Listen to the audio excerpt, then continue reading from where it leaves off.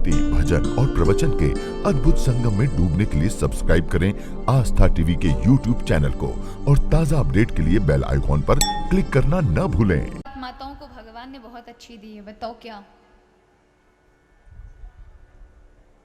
एक दी है क्षमा का गुण, ठीक है? कभी किसी चीज पर गुस्सा भी हो जाए तो क्षमा दान करें। दूसरा दिया सौम्यता का गुण। तीसरा दिया है वाणी का गुण, जो सबसे बड़ा है। दिया है कि नहीं दिया? सबको सुंदर सुंदर, और भाइयों को भी दिया, ऐसा नहीं है। अब इनकी तीखी वाली वाणी होती है वो बात अलग है, लेकिन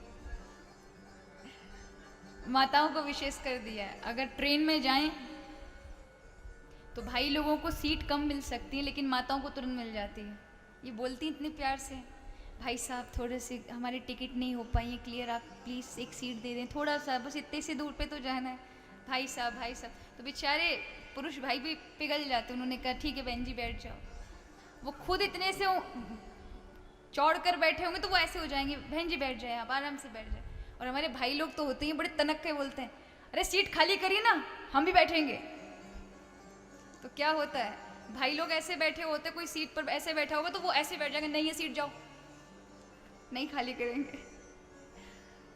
तो माताओं को ये गुण भगवान ने बहुत अच्छा दिया है कि वो बहुत अच्छे से बात करती हैं, मीठा बोलती हैं। सौम्यता का, मिठास का गुण है, तो उसका दुरुपयोग ना करें।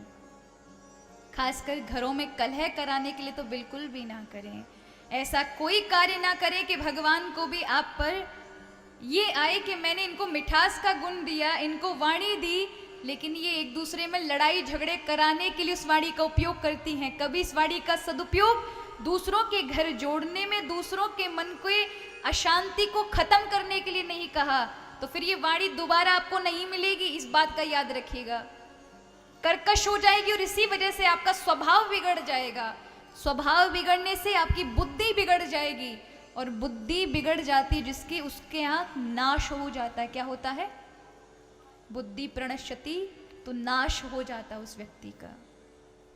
इसलिए इस बात का हमेशा याद रखें कि वाणी से जितना अच्छा बोलेंगे उतना ही आपके स्वभाव पर, आपके चरित्र पर प्रभाव पड़ता है।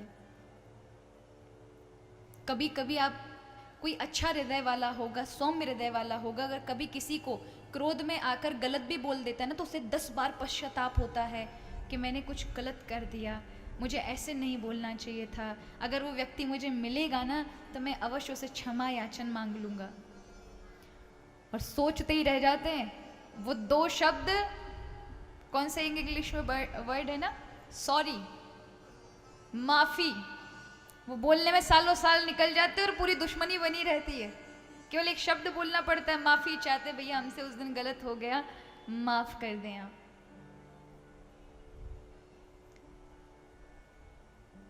इसलिए माताओं से मेरा विनम्र निवेदन है कि आपको भगवान ने सुंदर ये वाणी का गुण दिया है, तो उसका सदुपयोग करें। उस वाणी से किसी का हृदय ना दुखे।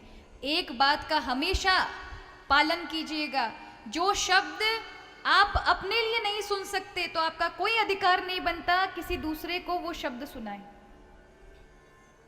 वो शब्द आप सुन सकते हैं, वो अब शब्द अगर आप सुन सकते हैं तो ही किसी दूसरे को बोलिएगा, चाहे वो परिवार की बड़ी माताएं बहनें हों या छोटे हों या भाई लोग हों। अगर आप उन शब्दों को किसी दूसरे से अपने लिए सुन सकते हैं तो अवश्य आप बोलें, और जो नहीं सुन सकते उन शब्दों का आप बिल्कुल मत उपयोग करिए, क्योंकि कभी कभी ये शब्द बहुत आत्मघात देते हैं, बड़ी पीड़ा देते हैं।